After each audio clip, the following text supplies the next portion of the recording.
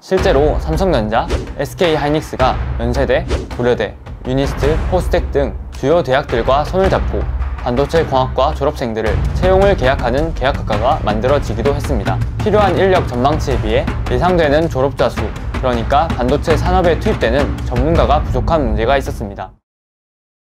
반도체 공학과에 왜 오시려고 하나요? 또는 왜 오셨나요? 우리나라 최고의 미래 먹거리이며 글로벌 기업인 삼성전자, SK하이닉스 등 대기업들의 취업이 잘 된다고 생각하셨나요? 저는 포스텍 반도체 공학과를 재학 중인데 실제로 그러한지 이번 영상을 통해 낱낱이 파헤치도록 하겠습니다. 반도체 공학이라는 학과가 국내에 생긴 지 오래되지 않아서 아직까지는 관련 정보를 잘 모르시는 분들이 많을 텐데요. 오늘 해당 영상에서 반도체 공학이란 무엇을 공부하는 학문인지, 반도체 공학과의 장단점, 그리고 반도체 공학과에 입학하게 되면 어떤 학습 과정을 밟게 되는지 알아보도록 하겠습니다. 반도체 공학과라고 하면 무엇이 가장 먼저 떠오르시나요? 요즘은 반도체라는 용어가 뉴스에도 자주 등장해서 반도체가 무엇이고 왜 중요한지 많은 분들이 알고 계시는 것 같습니다. 반도체 공학과는 기업의 반도체 설계와 생산 과정에서 필요한 지식들을 중점적으로 배우는 공과대학에 소속된 학과라고 볼 수 있습니다. 그런데 최근 개설된 지 몇 년 되지 않은 반도체 공학이라는 학과는 왜 이렇게 중요한 화두로 떠오르고 있는 것일까요? 실제로 삼성전자, SK하이닉스가 연세대, 고려대, 유니스트, 포스텍 등 주요 대학들과 손을 잡고 반도체 공학과 졸업생들을 채용을 계약하는 계약학과가 만들어지기도 했습니다. 먼저 반도체 공학과가 출범하게 된 배경에 대해서 말씀드리고 싶은데요. 코로나19 팬데믹을 보내면서 반도체 수요가 증가했는데 이에 반해 공급이 부족한 문제가 있었습니다. 전 세계적으로 이러한 상황을 겪으며 반도체 산업과 생산의 중요성을 인지하게 되었고 자연스럽게 반도체 산업 인력의 수요도 함께 증가하였습니다. 여러 통계 자료를 통해서도 이 실태를 파악할 수 있는데요. 필요한 인력 전망치에 비해 예상되는 졸업자 수, 그러니까 반도체 산업에 투입되는 전문가가 부족한 문제가 있었습니다. 이러한 문제 상황을 해결하고자 삼성전자, SK하이닉스와 같은 대기업에서 반도체 전문 인력을 빠르게 양성해서 활용하기 위해 반도체 계약학과가 등장하게 된 것입니다. 이러한 배경을 바탕으로 연세대, 고려대, 성균관대, 유니스트, 지스트 등 수많은 대학에서 반도체 공학과가 만들어지고 있습니다. 그리고 실제로 공학계열 입시에서 반도체 공학과에 대한 관심은 꾸준히 늘어나고 입시 경쟁률 및 지원자 수도 보시는 것처럼 증가하고 있는 추세임을 알 수 있습니다.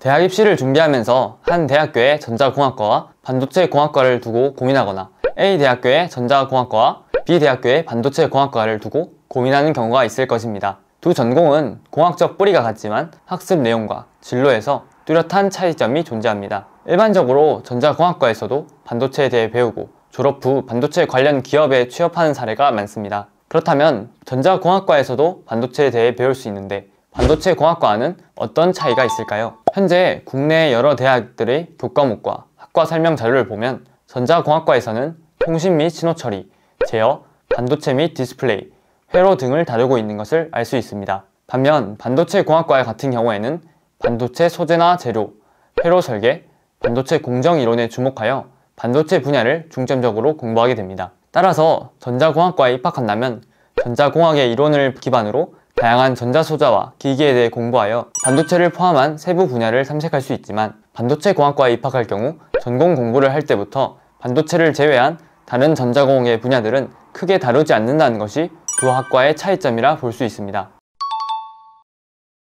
그리고 반도체 공학과라고 하면 떠오르는 것이 바로 계약학과라는 부분인데요. 반도체 공학과 이외에도 LG 디스플레이, 현대자동차 등 대기업과 연계하여 계약학과를 운영하는 대학들이 점점 늘어나는 추세입니다. 그 중에서도 반도체 공학과는 우리나라의 삼성전자, SK하이닉스의 지원을 받아 현재 전국적으로 계약학과가 개설된 상황이고요. 이런 대기업과 연계된 계약학과인 반도체 공학과의 경우 등록금 및 생활비 지원 등의 혜택이 있는 편이고 만약 졸업 전 기업의 입사시험을 통과한다면 졸업 후 취업이 보장이 되어 있다는 부분이 특징입니다. 하지만 금전적 지원의 경우 입학 후 학기 성적을 반영한 경우가 대부분이며 입사시험에 떨어졌을 경우 취업이 되지 않기에 100% 취업 보장이라고 볼 수는 없습니다. 또한 반도체 공학과에 입학했을 경우 2학년 때부터 진행되는 전공 교과 과목이 전자학과와 비교했을 때 어려운 편이라 느낄 수 있고 졸업을 위한 학업 부담도 상당한 편입니다. 전자공학과에서는 여러 세부 전공에 대해 기초적으로 공부한 후 3, 4학년 때 심화된 부분을 다룬다면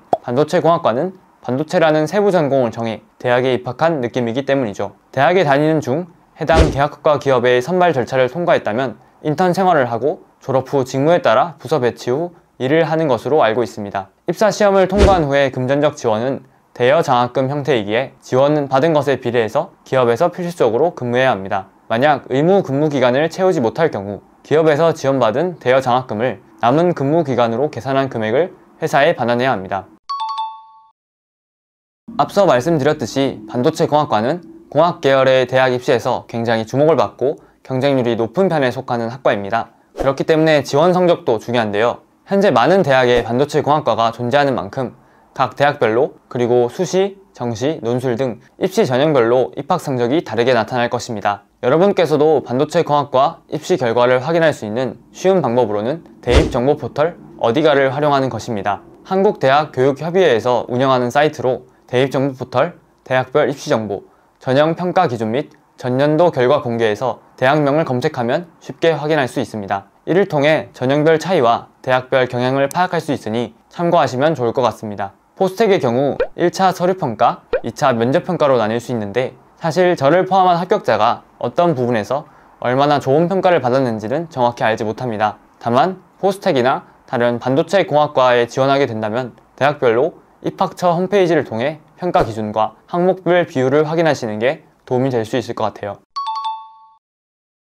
네, 이렇게 반도체 공학이란 무엇을 공부하는 학문인지, 반도체 공학과의 장단점, 그리고 입학 후 취업에 관한 이야기까지 오늘 다루어 봤는데요. 정리하자면 반도체 공학과는 계약학과로 운영되는 경우 학부 생활 중 선발만 된다면 졸업 후 취업이 보장되므로 다른 전공에 비해 삼성전자나 SK하이닉스에 취업하는 것이 유리하다고 볼 수 있습니다. 전공 선택을 고민하는 부분에서는 전자공학 영역에서 일하고 싶지만 세부 진로를 확실히 정하지 못했다면 전자과에 진학하는 것이 나을 수 있습니다. 반도체 공학과에서는 배우는 범위나 진로가 제한적이기 때문에 반도체 이외의 분야로 진출하는 것은 상대적으로 어려울 수 있습니다. 반면 반도체 분야에 큰 흥미를 느끼고 있고 관련 업계에서 일하고 싶은 방향성이 뚜렷하다면 반도체 공학과에 진학하는 것도 좋을 것 같습니다. 반도체 공학과를 졸업한다고 바로 반도체 전문가가 되는 것은 아니지만 반도체 계약학과는 기업의 기술 전문가와 대학 교수님들이 교육과정을 함께 고민하기 때문에 전문성을 기르기에는 더 적합한 전공이라고 봅니다. 반도체 공학과는 대체로 공학 계열에서 최상위권에 속한 성적이 요구되며